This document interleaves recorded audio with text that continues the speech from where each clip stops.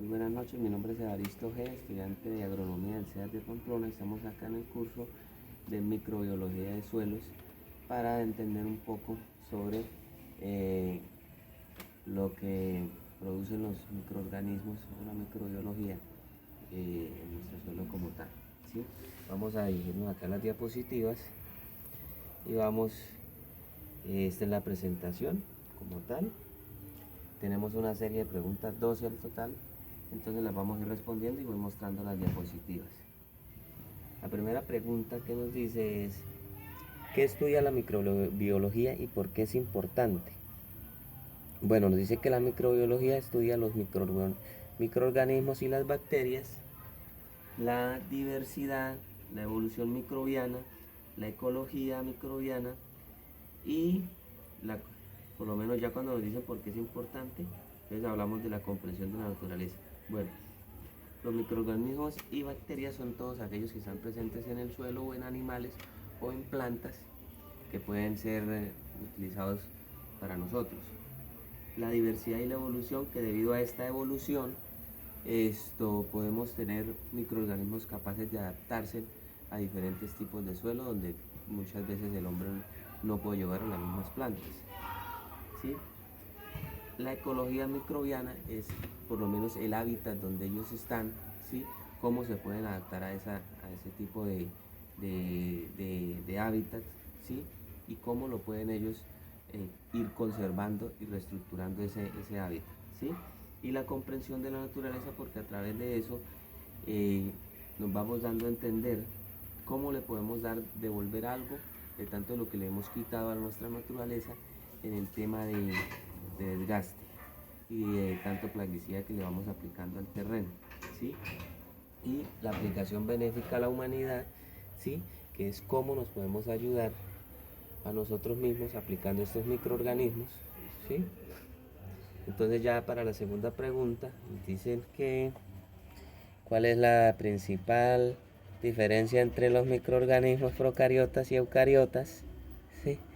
Entonces dice que la principal diferencia entre procariotas y eucariotas es que por lo menos las procariotas tienen una estructura pequeña, ¿sí? Sencilla, o sea, no es una estructura así desarrollada como tal, y las eucariotas tienen un tamaño mayor, o sea, una estructura compleja, ¿sí? Entonces ya son un poquito más avanzadas. Ya la tercera pregunta: ¿cuáles microorganismos comprenden las eucariotas y cuáles las procariotas? Las eucariotas comprenden por lo menos los que son los protozoos, las algas, los hongos, ¿sí? Que son las que están por lo menos, y las procariotas son las bacterias, por lo menos las Larchae, las algas azul y las verdosas como tal. La cuarta nos dice que explique las 7 propiedades de las células microbianas, donde está propiedades de las células microbianas, donde está el metabolismo, cómo es el consumo de ellas, cómo ellas digieren, por lo menos digámoslo en parte sencilla, el alimento como tal. Tenemos el crecimiento de ellas, cómo crecen en su hábitat, cómo es su desarrollo, la evolución, que debido a esta evolución, como lo decía en la parte anterior, podemos nosotros decir que se pueden adaptar a varios climas y nos pueden ser más beneficiosos a nosotros en este hábitat. La diferenciación, la comunicación, el intercambio genético y la motilidad, porque es que el tema de la motilidad, hay varias células que se pueden mover entre sí, ¿sí? En la quinta pregunta: ¿qué factores controlan la abundancia y la diversidad de las poblaciones microbianas? Tenemos el factores que controlan la abundancia y la diversidad microbiana: los recursos disponibles en el hábitat, ¿sí? Cómo el ecosistema está adaptado para esos recursos y cómo ellos lo pueden aprovechar. Las condiciones ambientales, en esas tenemos el pH, la textura y el oxígeno, esto dependiendo por lo menos de la acidez que tenga cada suelo o el oxígeno que ellos puedan tener. Cómo se clasifican los microorganismos de acuerdo a las condiciones de hábitat del medio ambiente en el que viven. Clasificación de los organismos según las condiciones en el hábitat en que viven. Nos dicen que a través de la temperatura podemos tener hipertermófilos, termófilos, mesófilos y pues percrófilos. Estos percrófilos que son los que pueden vivir de 0 a 20 grados centígrados, ¿sí? Una parte muy fría. Ya los mesófilos que pueden ser de 20 a 40 grados centígrados, los termófilos de 40 grados centígrados y los hipertermófilos, que son aquellos que pueden vivir por encima de 80 grados, ¿sí? Dependiendo de la presión tenemos los plasmoides, los presófilos, ¿sí? Dependiendo del oxígeno tenemos anaerobios estrictos, que dependen solamente del oxígeno, ¿sí? Son totalmente anaerobios, ¿sí? Microcertróficos, que son por lo menos aquellos que dependen medianamente de oxígeno, ¿sí?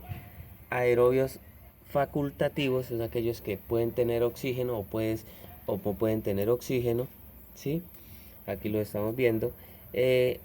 Anaerobios estrictos, que son anaerobios estrictos aquellos que por lo menos no dependen en absolutamente nada de oxígeno. Anaerobio es aquello que no tiene oxígeno, ¿sí? Aerobios tolerantes son aquellos que pueden tolerar oxígeno, como no lo pueden tolerar. También tenemos acá lo que es la salinidad del suelo. Alto halófilos, narcotolerantes, aldrófilos y aldrófilos extremos también, que son los que pueden tolerar salinidad por encima, por lo menos en esa salinidad podemos estar hablando de por lo menos de pHs ácidos, como lo decía anteriormente, los acrófilos, que pueden tolerar un pH de una acidez de 0 a 2, ¿sí? Y los neutrófilos de 6 a 8 y los alcalófilos de 8 en adelante, que es con el tema de la acidez del pH. La sexta pregunta nos dice cómo se clasifican los microorganismos de acuerdo a las condiciones de hábitat, por hidrobios, alobios, limnobios, cernobios, actividad de agua, sectorelantes, antolobios y hipógeos. La 7 nos dice cómo se clasifican las bacterias de acuerdo a su forma de agrupación, de acuerdo a su forma, pues con cocos, bacilios, espirilios, esporoiquetas, bacterias germantes, bacterias filamentosas, todas estas dos que tienen por lo menos filamentos, de acuerdo a su agrupación, diplococos, que es un doble enlace de cocos, streptococos, que es como una cadena, tetraedas, que ya es como formar por lo menos un cuadrado, ¿sí? Y así es sucesivamente. La octava pregunta: ¿dónde se encuentran los microorganismos en la Tierra? ¿Cómo se encuentran distribuidos en su hábitat? Primero que todo tenemos en el suelo, en los diferentes horizontes del suelo. Recuerde que el suelo tiene más o cerca de 4 o 5 horizontes dependiendo de la profundidad. Entonces se pueden encontrar en el suelo, más se encuentran en la primera capa orgánica, que es donde más ellos se desarrollan y tienen la posibilidad de desarrollarse mejor, donde mayor capa orgánica tienen, ¿sí? En agua dulce y agua salada, ya dependiendo en el mar o en ríos. En animales en el tracto digestivo, aquellos que ayudan a la fermentación, ¿sí? En las plantas, en la rifósfera, tallos y hojas, por lo menos aquellos cuando hay nudos, cuando se hacen unos entrenudos en las plantas, ahí están presentes las bacterias. ¿Cómo se beneficia la agricultura de los microorganismos en la parte agrícola? Con la parte agrícola tenemos por lo menos el asocio de bacterias fijadoras de nitrógeno, por lo menos aquellas plantas que pueden también fijar nitrógeno al suelo, también con ayuda de las bacterias, y le van aportando eso. Entonces son bacterias fijadoras de nitrógeno al suelo, ¿sí? Recuerda que el nitrógeno es un nutriente primario para el desarrollo de las plantas. En el tema pecuario, lo que hablaba antes, utilizan por lo menos lo que es los rumiantes, utilizan los microorganismos para ayudar al tracto digestivo, ¿sí? Y también transformar los materiales en celulosas y fibrosas en energía a través de ácidos grasos volátiles como tal. En la agroindustria también por lo menos microorganismos lo utilizamos para hacer, para por lo menos en la transformación de productos lácteos a través de procesos de fermentación. Este proceso por lo menos ya sea el tema de la leche para las cuajadas, todo esto, el arequipe, ¿sí? Todo eso son microorganismos o enzimas que utilizamos para ese tema. La número 10, ¿por qué es importante la bioremediación microbiana? Primero que todo, por el suelo y aguas y contaminantes. Acuérdese que los suelos están plagados y las aguas de pesticidas, hidrocarburos, metales pesados, compuestos orgánicos volátiles, ¿sí? Y la bioremediación se va con uso de los microorganismos y enzimas a los aeróbicos, anaeróbicos y físico-químicos a la remediación de contaminantes. Esto con evitar el uso de pesticidas y agroquímicos que puedan afectar por lo menos al suelo y al medio ambiente como tal. Entonces en eso nos ayuda la bioremediación, en utilizar bioplaguicidas no fungicidas, reemplazando aquellos digamos productos químicos que diariamente utilizamos a través por lo menos de descomposición de abonos, bioplaguicidas que puedan ayudar a hacer el mismo efecto pero que no le hagan daño a la tierra. ¿Qué estrategia de bioremediación le llama la atención y por qué? El compostaje.